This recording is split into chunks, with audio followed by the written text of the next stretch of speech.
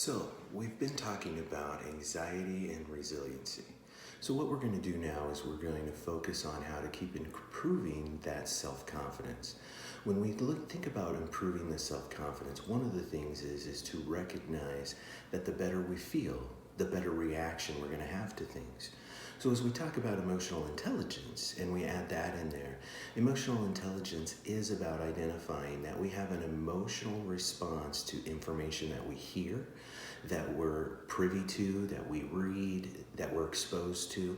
And so, increasing our emotional intelligence is vital, and it's a key support to being able to become more self-confidence, increase our self-concept, and then that overall raises our self-esteem.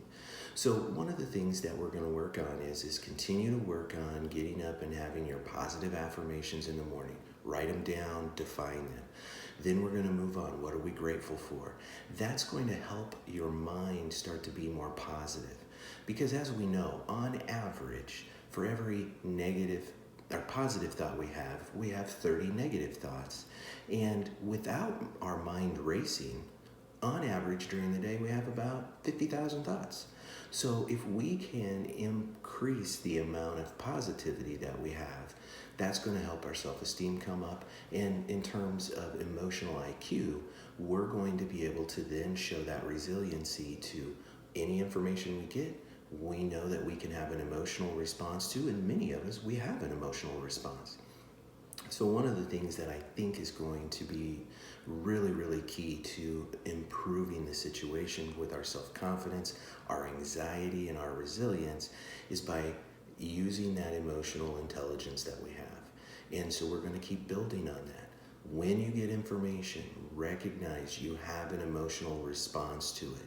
That emotional response is what then carries us over to the next phase, which is, hey, I don't have all the information. I'm going to fill in information. I'm going to ruminate about it.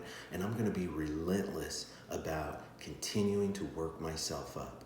So we want to refute those irrational ideas of being relentless about information that is negative and has a negative impact on us. And we're going to work on not ruminating about things that are beyond our control. We don't have any control over it, but we continue to be very focused on that information. We want to be focused on all the unique characteristics and the skills that we each have.